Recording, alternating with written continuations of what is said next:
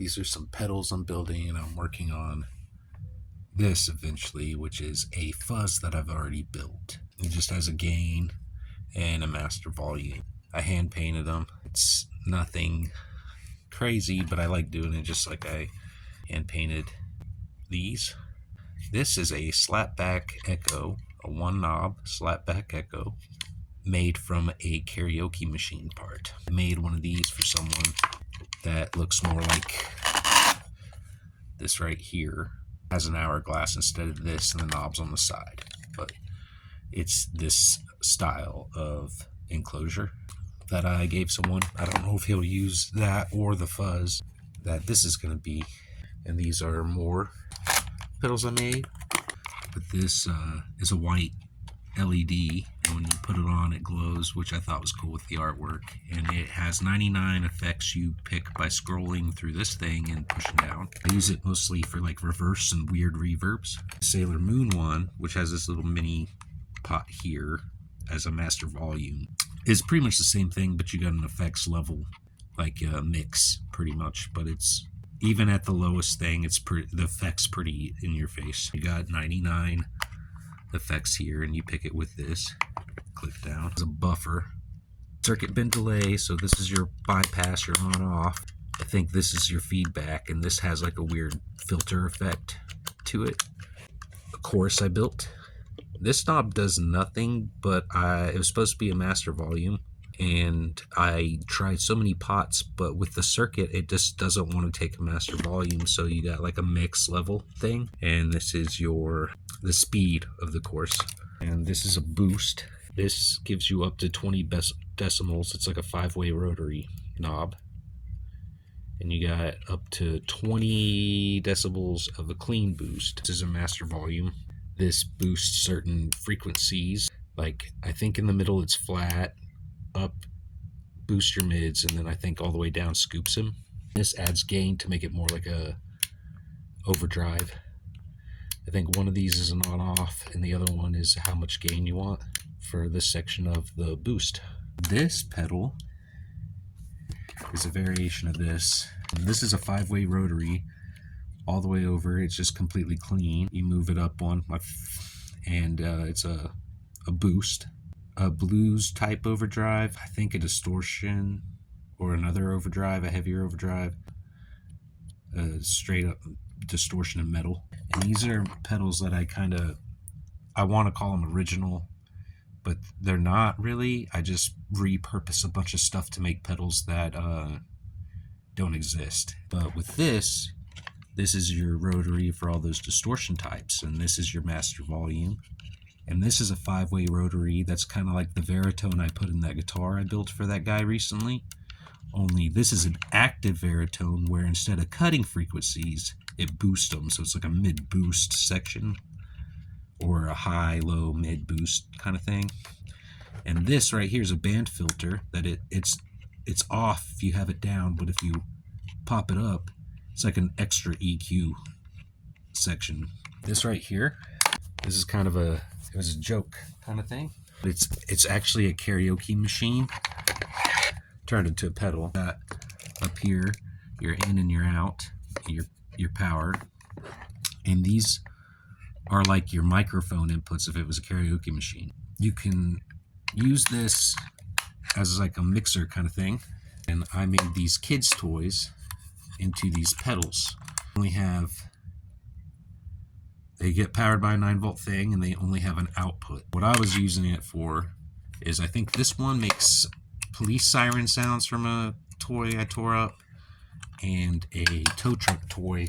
This one is a laser gun, the same type of laser gun that I put in that guitar, and the extra knobs are kill switches for each effect. Have my guitar go through the in, and have the out go to my amp, and then these through this, which is like your mic ins. And you got a volume for each microphone and a slapback echo thing, kind of like this. So I'd have like police sirens with a little bit of echo, and you can control the volume of them, and you can make noise through your amp by using, this. The only issue I've had doing this right here is I put this master volume in it. even when you have your guitar through it, it lowers your signal sound.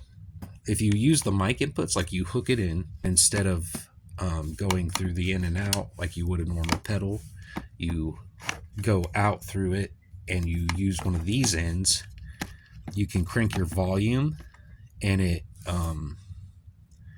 like creates a really like gnarly distortion effect that you can also add like a slap back on. And it's kind of cool sounding. The idea of it for me was I used to have this karaoke machine, and I was in this project called Tiger Millionaire, and it was like really lo-fi, kind of gritty, and I recorded a bunch of like lo-fi indie rock through a karaoke machine, or at least multi-track. Like I used a Blues Deluxe and a karaoke machine, especially the Echo, which is why I originally built this. And it's pretty close to the Echo in that 90s karaoke machine. And I like this hand-painted thing.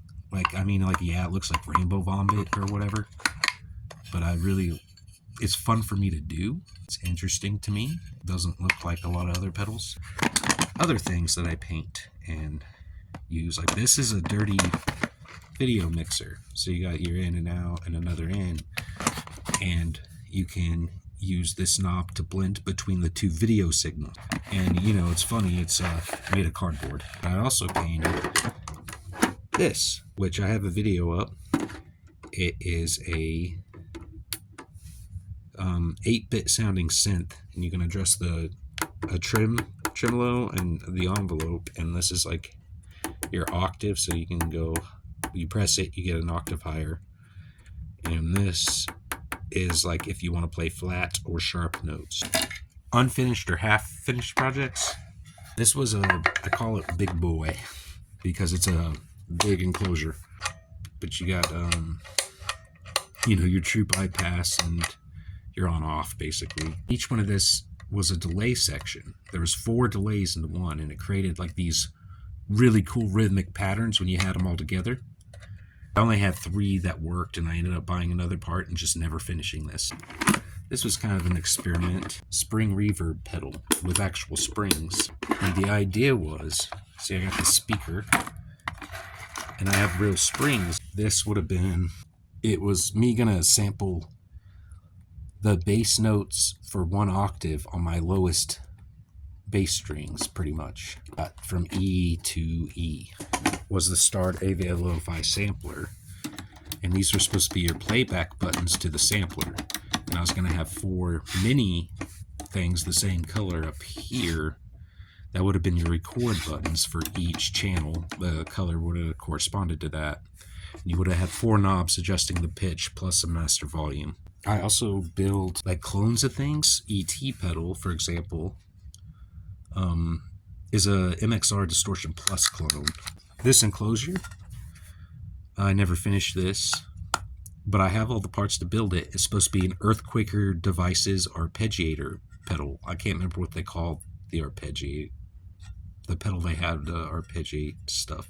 I also have stuff to make a DoD Punkifier, MXR Phase 45, and a Phase 90.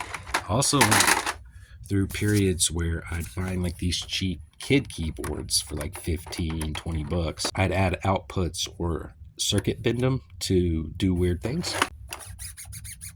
They're just these cheap little things, and this one I wired to where the speaker on this side still works while this output also works at the same time. So